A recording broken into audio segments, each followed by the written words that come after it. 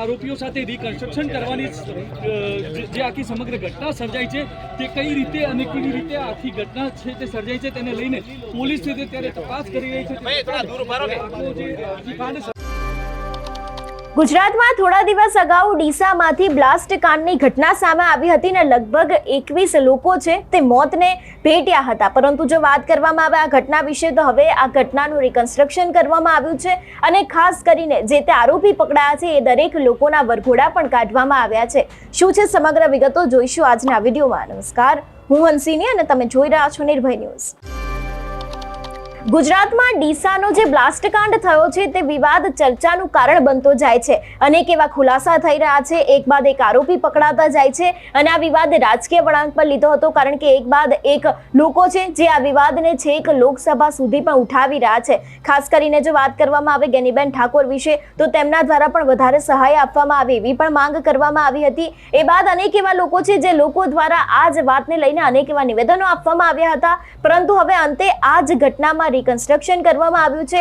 એટલે જે તે આરોપી છે એને સાથે રાખીને સમગ્ર ઘટનાનું રિકન્સ્ટ્રક્શન કરવામાં આવ્યું છે અને એ બાદ એ લોકોનો વરઘોડો અને સરઘસ પણ કાઢવામાં આવ્યું હતું। સૌથી પહેલા તો એ દ્રશ્યો ઉપર નજર કરી કે જેમાં આરોપીઓનું સરઘસ નીકળી રહ્યું છે।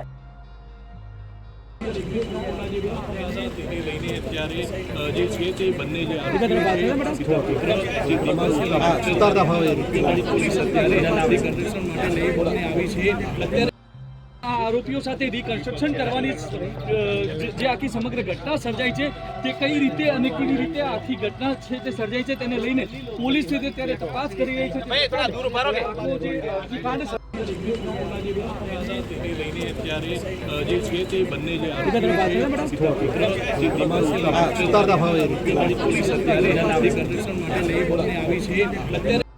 આરોપીઓ સાથે રિકન્સ્ટ્રક્શન કરવાની જે આખી સમગ્ર ઘટના સર્જાઈ છે તે કઈ રીતે અને કેવી રીતે આખી ઘટના છે તે સર્જાઈ છે તેને લઈને પોલીસ છે ત્યારે તપાસ કરી રહી છે। જે પ્રમાણે વાત કરવામાં આવે આ સમગ્ર ઘટના વિશેની તો લગભગ 21 જેટલા લોકો છે જે લોકો આ ઘટનામાં મોતને ભેટ્યા હતા। અનેક એવા સવાલો ઊભા થયા હતા કે આ ગોડાઉનમાં આટલા બધા ફટાકડા ક્યાંથી આવ્યા, આ ગોડાઉન ગેરકાયદેસર છે તો કોની મંજૂરી હેઠળ ચાલી રહ્યું હતું। આ દરેક સવાલોની વચ્ચે આજે આ જ ઘટનાનું રિકન્સ્ટ્રક્શન કરવામાં આવ્યું છે અને ખાસ કરીને જે આરોપી છે એનો વરઘોડો પણ કાઢવામાં આવ્યો છે। પરંતુ સવાલ અહીંયા એક એ જ થાય છે કે જો સામાન્ય વ્યક્તિ હોય છે એ કોઈ પણ ગુનામાં આવતો હોય છે તો પછી એને મારવામાં આવે છે તો પછી આવા મોટા ગોડાઉન ધરાવતા હોય છે એવા લોકોનો આવો સાદો વરઘોડો કેમ? અનેક સવાલોની વચ્ચે આ ઘટનામાં અત્યારે અનેક એવા તર્ક વિતર્ક સર્જાઈ રહ્યા છે કે શું ખરેખર આજે સરઘસ કાઢવામાં આવ્યું છે તે કેટલું યોગ્ય છે, તેની સાથે શું આના ઉપર કાયદેસરની કાર્યવાહી કરવામાં આવશે કે કેમ તે પણ એક સવાલ છે। કારણ કે ડીસાની જે આ બ્લાસ્ટનો કાંડ છે તે એક બાદ એક અનેક એવા ખુલાસા કરી રહ્યો છે અને હવે ક્યાંક આ જ દરેક વાતને લઈને સરકાર પણ એક્શન મોડમાં આવી ગઈ એવું લાગી રહ્યું છે। રિકન્સ્ટ્રક્શન કરવામાં આવ્યું, પરંતુ સવાલ એક એ જ છે કે આનો વરઘોડો મારતા કેમ કાઢવામાં આવ્યો નથી? ખાસ કરીને શું આમાં પણ કોઈક સત્તાનો પાવર આવશે ને આ લોકો ઉપર પણ કાયદેસરની કાર્યવાહી નહીં કરવામાં આવે કે કેમ?